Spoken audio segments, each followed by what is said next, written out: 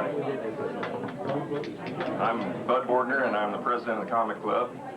We want to thank you all for being here at this banquet and at this convention. That's all I have to say. I'm going to turn it over to the chairman of the convention committee, Mike Worley.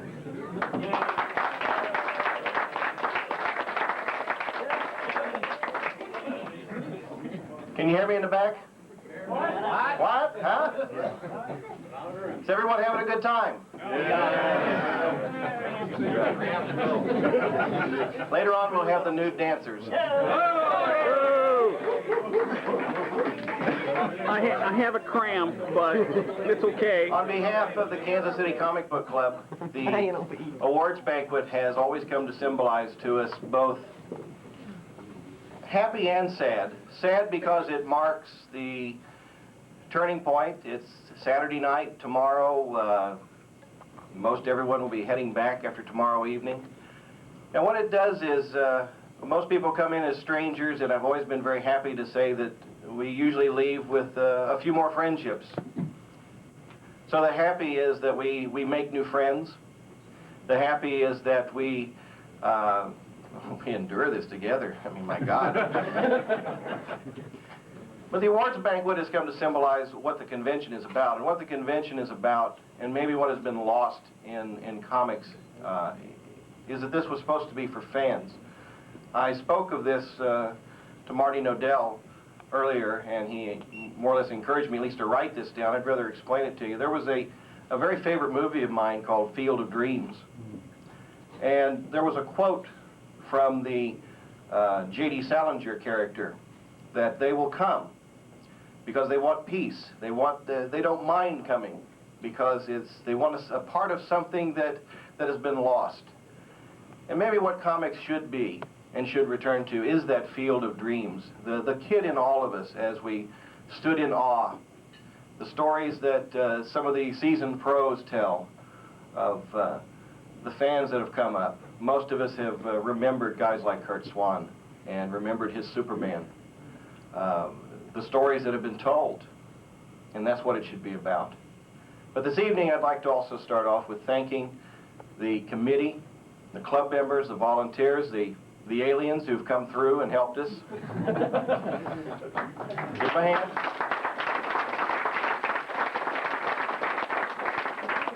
I'd like to compliment Mike Wildman, and Carrie Nodell will also second that on the dealer's room, and Craig and everyone else who helped.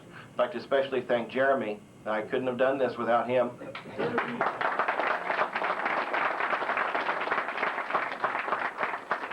Would you please give a hand for Dave and the guys who worked up at registration?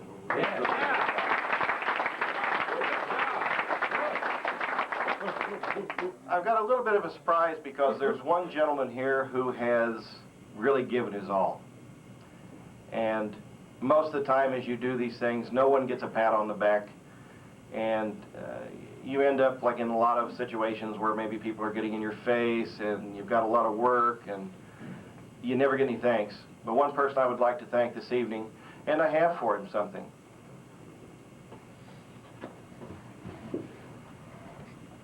He and I have shared a dream when we came to this facility, mainly because we would like to see it. My first convention was Phil Seuling's, and there was such a magic atmosphere of going in, and there was always something to do, and there was always things to see. And so I'd like to present this award of gratitude to Jim Johnson in appreciation for his efforts and tireless contributions to the KC Comic-Con and Kansas City fandom.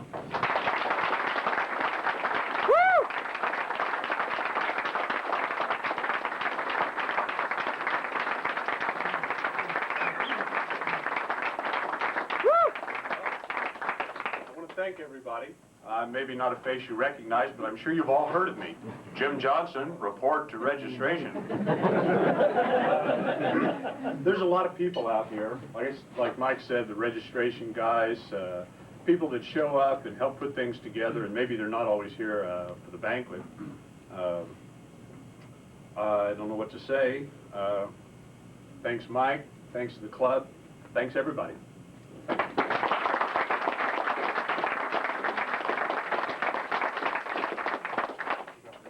we started, I guess you can't call it a new tradition, but instead of having to look at my face making all these presentations, in the spirit of the convention, we're going to have fans do the presentation, because that's what it's all about. I got this way because I got spoiled, because I got to meet my hero right off the bat, which was Kurt Swan, who was possibly one of the most warm and wonderful gentlemen. He was a hero, and the only disappointment I had in him was he was way too short. If you've ever seen him, he looks like a short Jim Arness. But he was such a wonderful gentleman. I guess what I always wanted to see out of this convention is I would like to see the dreams of fans realized when they meet those creators that have made their lives and realize that they are wonderful people. So this evening, that's what it's going to be about. And our first set of awards is a category we have sort of created. It's a award of special recognition, and mainly because it's rather selfish, because the people we're going to honor this evening are people who have made their mark on the industry, but as Walt Whitman said, they have miles to go before they sleep. We as fans are a little bit greedy, and there's a lot we still want to see out of them. But we do have to honor them for the mark that they have made. So the first presenter this evening will be Mr. Paul Power.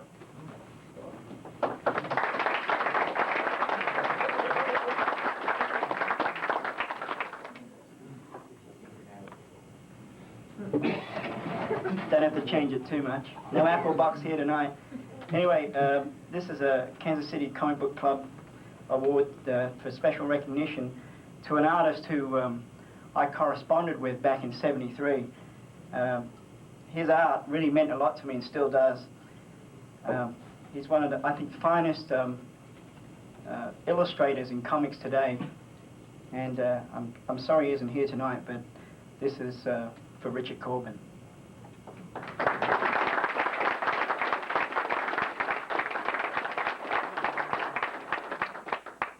Rich, as you know, has been ill the last year, and he has told me he will be back tomorrow, so if we can, let's keep it all a secret and just embarrass the hell out of him tomorrow. The next presenter is Mr. Jim Johnson.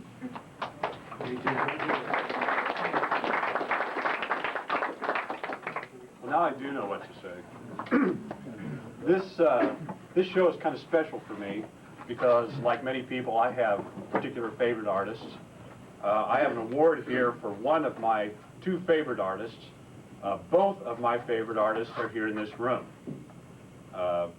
When I think of comic book heroes, I like to think of a team of clean-limbed teenage heroes. I like to think of a woman warrior with the face of a goddess.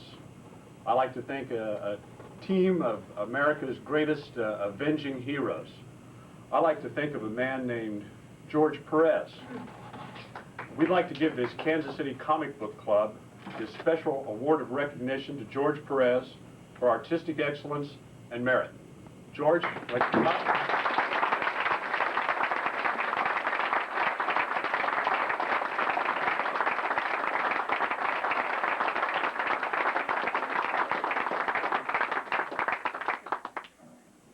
For a while, John Byrne and I were trying to figure out which one he was talking about. Yeah, it's amazing how our careers are parallel to such a degree. I'm glad you came up with this special award, because I could tell you the truth, with only turning 40 this year, the idea of having had a Lifetime Achievement Award would have made me feel very, very bad. I do intend to be around for a lot longer than that. Basically, I want to thank everyone from the Kansas City Comic Book Club, and the one person who makes it worthwhile to keep up with the business, because she makes it a pleasure getting up every day. Makes me glad to be an artist. I can stay home and be with her all the time. To my lovely wife, Carol. I share this award with you, Ray.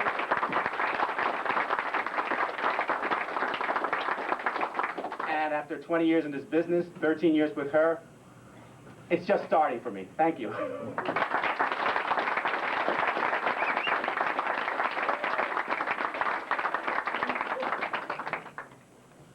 Our next presenter is, again, a fan, Mr. Steve Miller.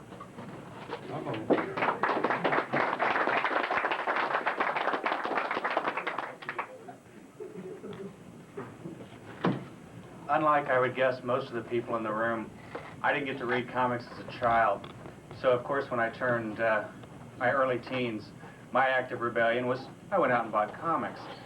At a friend of mine's house, there was always Batman and Superman laying around, but none of that ever caught my attention until he showed me a run of books called the X-Men.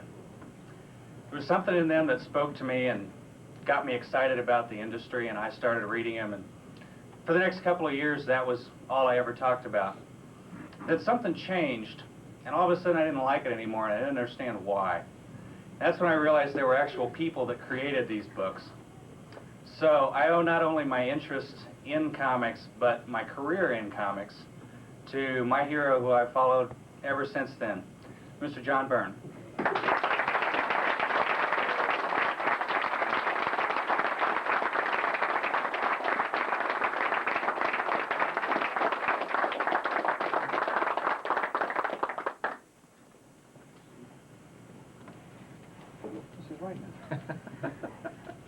This is really embarrassing because I was told that my name was spelled wrong on the award and I should be ready for it, but it looks like it's spelled right here, and all the rude things I was planning to say have now evaporated. Oh, it's another award. Oh, all right. Well, my name's right on this one.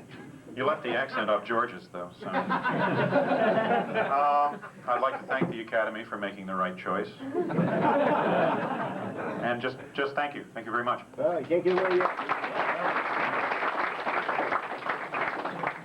Because there have been so many young artists who have been influenced by John, and there have been a lot of parallels in his career with many of the great creators.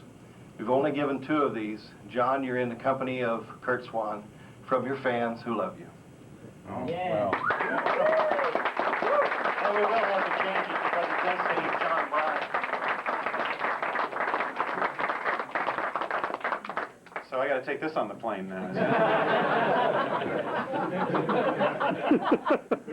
Well, now I can say, I thought it was highly symbolic that you say this event symbolizes the whole middle of the con and whatnot, since you spelled my name wrong.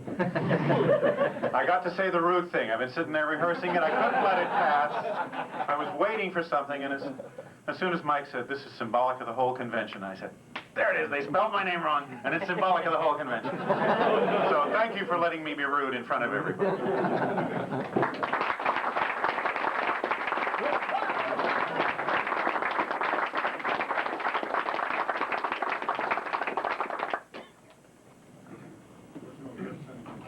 I tell the same boring story, but since we usually have new people, then at least I can bore the rest of you and probably bore the new ones too. But when I first came on board, the banquet's gotten a little better since the days, and Don can even attest to that, when we just hauled out a bunch of cafeteria tables and brought in a bunch of pizzas. That was our awards banquet. We started this actually because we lost a facility and had to go to the Ranch Mart down in the basement and could only get part of a room. And we had Forey Ackerman, who brought in a slideshow, which we couldn't show until after we shut down the dealer's room. And we thought, afterward, of course, after you get him on the plane and he's going like this up in the air, that we should have done something. And particularly when we also had at that show Mr. Joe Kubert. It's sort of like that, could have had a V8. You bring this wonderful man in who meant so much to people, you ought to do something. So our first recipient of our Lifetime Achievement Award was Curt Swan. And since that time, I'm very proud to say on behalf of the club that I honestly feel that the people we have honored have been a who's who. Ours was the first convention in the country to ever have Dick Sprang. Some of our alumni include, first-timers include Al Jaffe, Ryerson Johnson, Fred Rhodes, and many others. We've had some of the great immortals who've made this for many people. Maybe they were the silent creators that just did their job, like Jim Mooney. But they have always meant something to someone. So we carry on that tradition of lifetime achievement, honoring people. And we have honored people from a vast spectrum, including Big Daddy Roth for his contribution. So this evening, we also have a gentleman who has been a recipient of our Lifetime Achievement Award. And I asked him if he would make a few brief remarks before we do the presentations. Would you please welcome Mr. Martin Nodell, the creator of Green Lantern.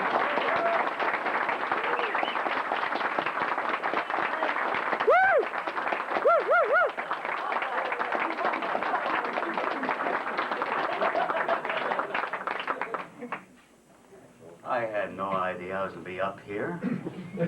All these smiling faces. Oh, this is very pleasant.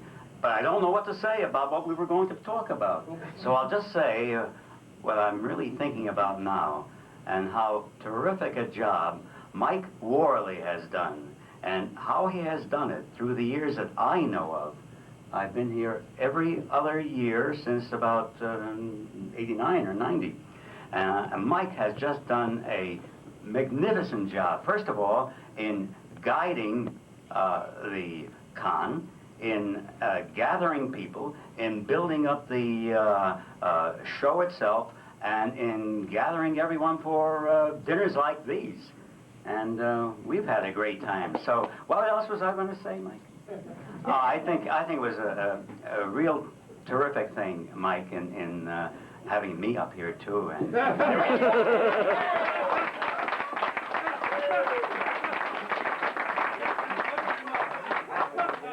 what can I present to you, Mike? I have a quarter.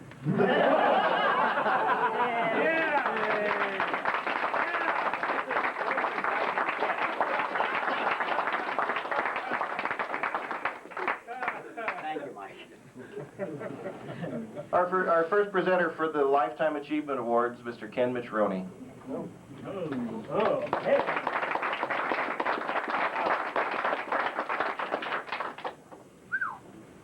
Well, I just found out I was going to do this about halfway through Chicken, which I've kind of wound up doing the best Danny Thomas spit take you've ever seen. By the way, Uncle Tanous is coming over.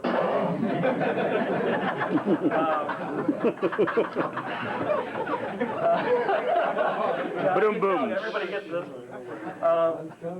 Anyway, this is about fans, and in a way, I'm a little taken aback by this, and I'm real pleased to be doing it, and I appreciate that. Thanks very much.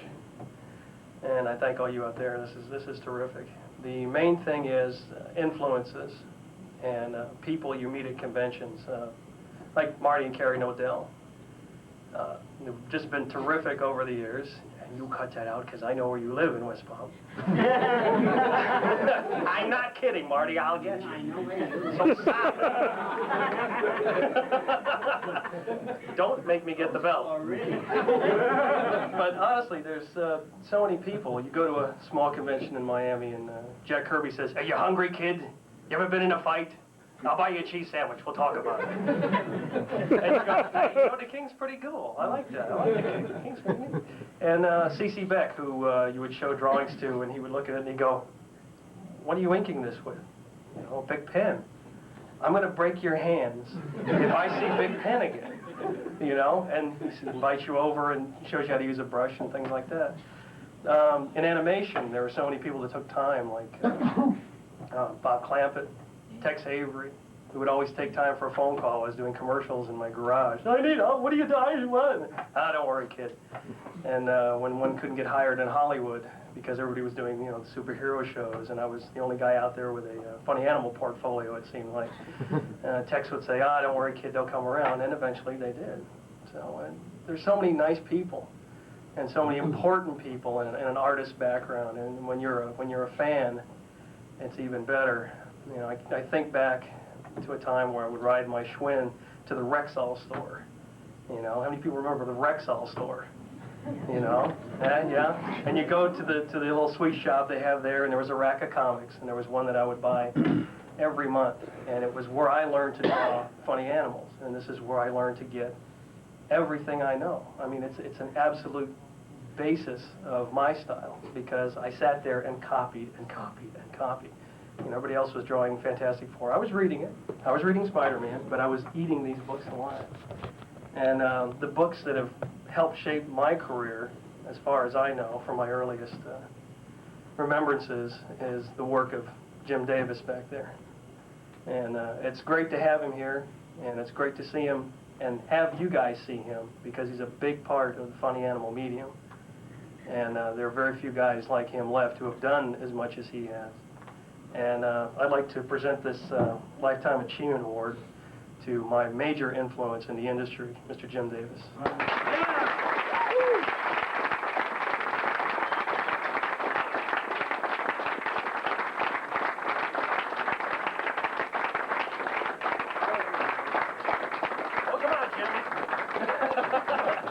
The good thing I like about Jim is when I first met him, I'm going to tell you this, I would say, oh, this is the greatest stuff. I can't get over it. He goes, what do you like that stuff for? It's, oh, and he said, oh, it's just stuff we were just banging that stuff out, you know? And he made me proud because people come up and say, oh, boy, that Ren and Stimpy stuff is just the best. And I say, I banged that out in a week. What do you want that stuff for? I want to get a photo of him holding the Fox and Crow books I bought today with me going, and he's in the background going, but Jim, here you go. Well, thank you very Thanks much. for the career, buddy.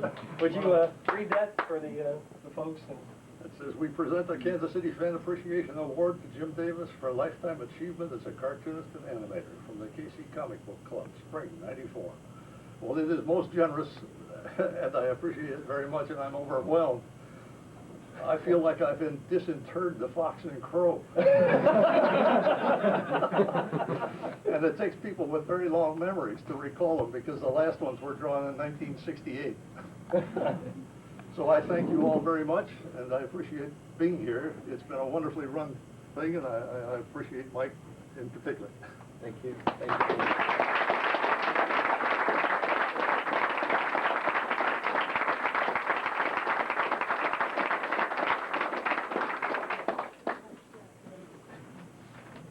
Can I write him next time? Just write him down once. I do save one for myself, which is, as Don Quixote, most people have likened me to not doing the politically correct things. But being politically correct doesn't mean being right. There are a group of artists who have gone through, they're sort of like the last people to get credit. And that's wrong, because their work shaped a generation. In many ways, it was the first cartooning and comic books that people would come upon and read. And they were the Harvey artists. Lee Tennant once told me that actually it's a natural progression from Hot Stuff, who would torch someone, to Wolverine, who would disembowel someone. I try to get that right. But if anything needs to be made right and credit need to be given, it's to the guys who really kind of made those formative years fun. One man in particular, Mr. Sid Couchy, who drew Little Lotta and Little Dot and Richie Rich and many other wonderful things that I have learned about. And so we present this Kansas City Fan Appreciation Award to Sid Couchy for lifetime achievement as a cartoonist and illustrator.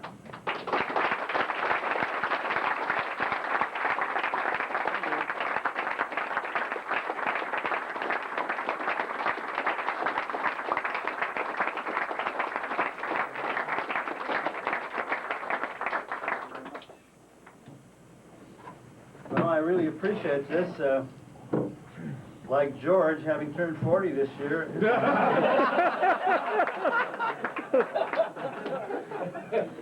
But I do want to say a word. As a matter of fact, that was part of the agreement that I come. When Mike called me, he said, you're welcome to come, but has some nice things to say about me if, you know, the occasion arises. Actually, nothing has occurred to me. You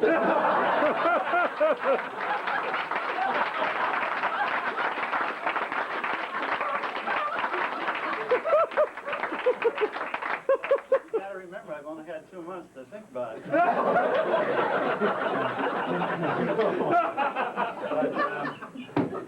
I did want to stop and credit my wife, Ruth, my rather plain wife, Ruth. Well, that's enough. I found through years of experience that, you know, on TV and everything, once you know, they point the camera and people's attention at Ruth, I don't get it back again, so that's not. But I'm very glad to be here. This is, I haven't been to a cartoon convention in 20 years, and this is only the second one, but as a cartoonist like you all, I'm always on the lookout for comic characters. And I don't know about you guys, but this has been a very fruitful time.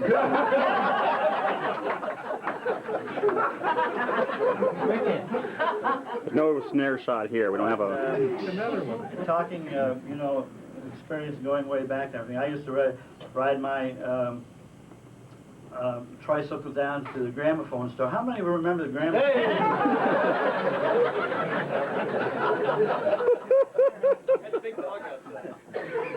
But I do appreciate this, and that's very good. And all the stuff about, well, you know, one thing I tell you about Mike. Oh no! Oh, look out! There we go. He Get the rim shot ready. You know, Kansas City. I had been Champaign, Illinois, Michigan, but never Kansas City. So I was thinking at first if I might do something with a cartoon and have Kansas City background, you know, just the skyline or something. So I said, Mike, you know, St. Louis has got the Arch, and you know, Seattle has got the Needle Restaurant and all that stuff. What is the hallmark, the visual, physical hallmark of Kansas City? And there was a long pause. He says, well, we got good barbecue beef here. But then when I came and met him, you know, I could see where his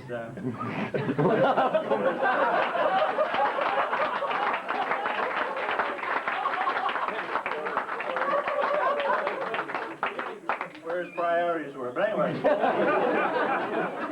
it's great to meet the young folks, Jim Davis and Lee, and it really has been a very warming experience, and the whole thing has been a great success, notwithstanding Mike, but anyway.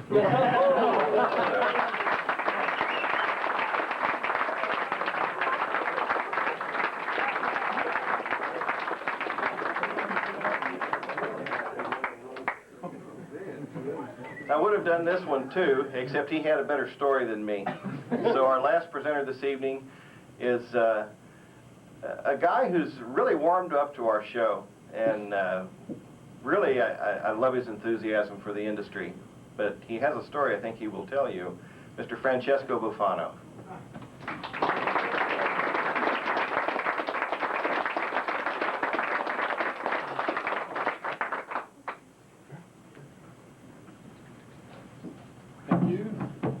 Well, this is a first for me, and it's just the way I like it because it coincides with some other firsts that I have basically experienced in the past. Think about a first experience. I mean, it's really special, but for the most part, it's not under the best of circumstances. I mean, like your knees might turn to jello, or maybe like your hands get all sweaty, like your heart's pumping, you know.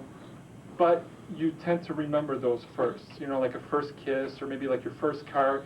It might have had Bond all over it, but man, it was your first car and it was great, you know. And then there's also your first comic book. Well, for my first comic book, I picked that up I don't know, just before my sophomore year in high school. It happened to be an issue of the X-Men, and it was number 135, as a matter of fact. It had Phoenix on the cover, and it happened to be drawn by a living legend who just happens to be here with us tonight.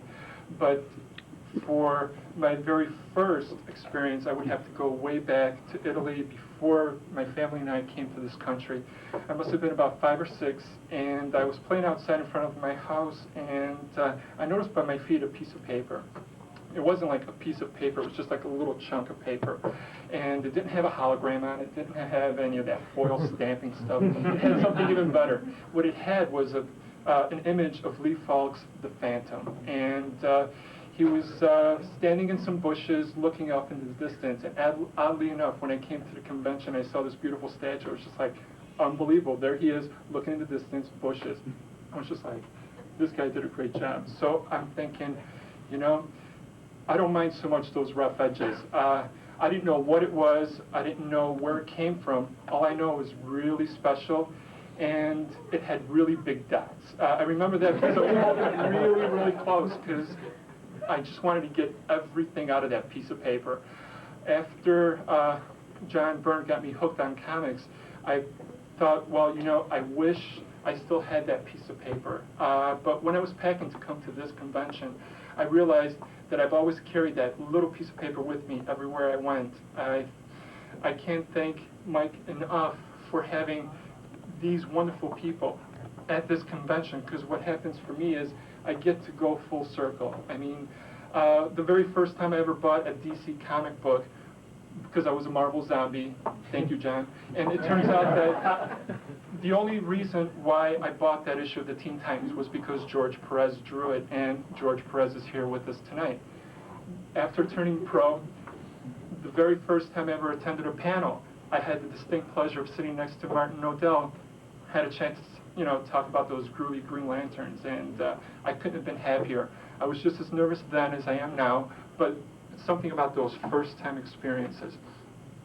But the one thing that I want to be able to do is thank Lee Falk for sparking that initial joy that has encompassed my entire life. I had no idea at the time how much comic books would be a part of my life, and I can't imagine my life without comics. And you could actually reach people even across an ocean, and it's just amazing to me that I'm standing here where you are, Mr. Falk, and I wanted to take this opportunity to thank you for all those people who are not as lucky as I am to be standing here to thank you for all those wonderful adventures. Would you please help me to welcome Mr. Lee Falk?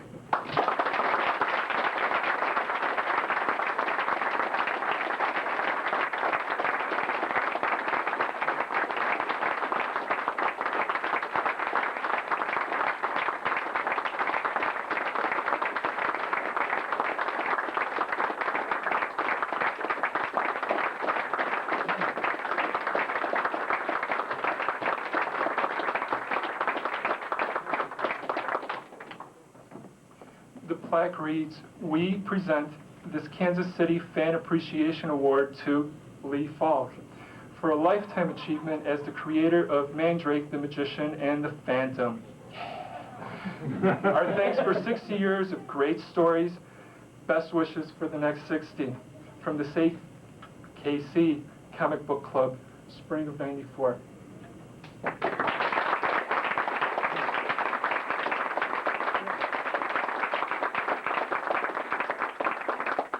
Thank you, Francisco. I was very touched by your story. It's right. It kind of moved me. There was one other story from Italy around World War II, kind of just long before your time. And which I heard about afterwards. I met this young man. He was with the Italian airline. He told me that during the invasion of Italy by the Americans, we bombed, and his home and his people were all destroyed. He survived, a little kid. And all he had in this is a true story, all he had in I don't know, I'm so moved about this. All he had in the cellar of his house were some old comic books, The Phantom and Mandrake. He had some relatives in another town. He was starving. He managed to get these books out of the cellar of the bombed house, and somehow he sold them. Who he sold them to, I have no idea. He got enough money to get to see his people, saved his life, and your story kind of brought that back. Well, enough of that sad business. I was talking to Mike. He asked me what I thought about signing all his autographs. I told him I loved it, because all of us who are in this business, we work in isolation. And you wonder if anybody reads what we're doing. In New York, my stuff runs there in Spanish, but I don't see it unless I go to Boston, what have you. And coming here and having these people come and wanting autographs, adults, kids, I talk to each one, find out what they do. It really is inspiring and refreshes you that here are people who actually read what you're doing. And I find it marvelously moving. I enjoy being here, and you're a wonderful gang. I'm not a humorist. I enjoy the laughter. I have one joke in the Phantom, which I use about every 10 years. This is the joke. It takes a little time to tell. As you all know, the Phantom is the 21st generation of many Phantoms and so forth. But many of the natives, those great natives, believe that he's immortal. Well, in this case, our Phantom meets a young princess, beautiful girl, and she falls sort of in love with him. And she wonders who he is. She sends her duenna out into the jungle. The woman comes back and says, oh, he has the strength of 10 tigers and the wisdom of owls, they told me. He's also 400 years old. She said, oh, that's ridiculous. He's a strong man. He said, no. I met this old man whose grandfather saw him, his great-grandfather saw him, so forth. She's so silly. That night, the joke is coming. Takes time. That night she's sitting in front of a mirror, brushing her hair, and she's thinking, 400 years old. I'm 22. When I'm 30, he'll be 408.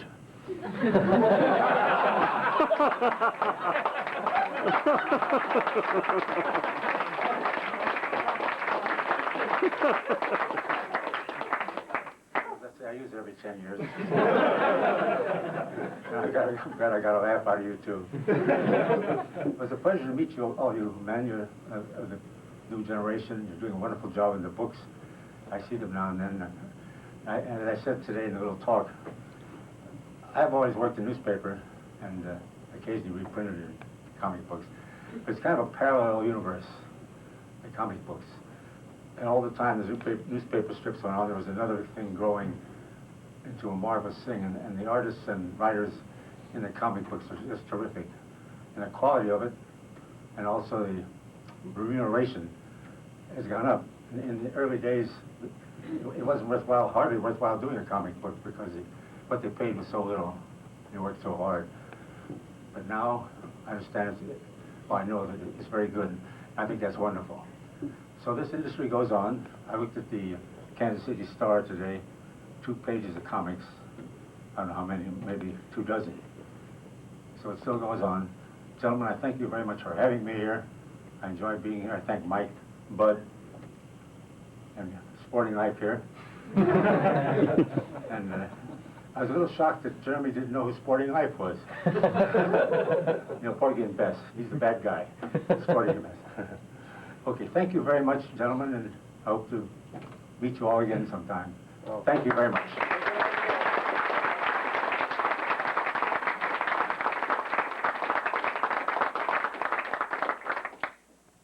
In honor of the very first superhero and his 60th year in the business, a little bit of overkill, but we don't mind, to Mr. Lee Falk from us.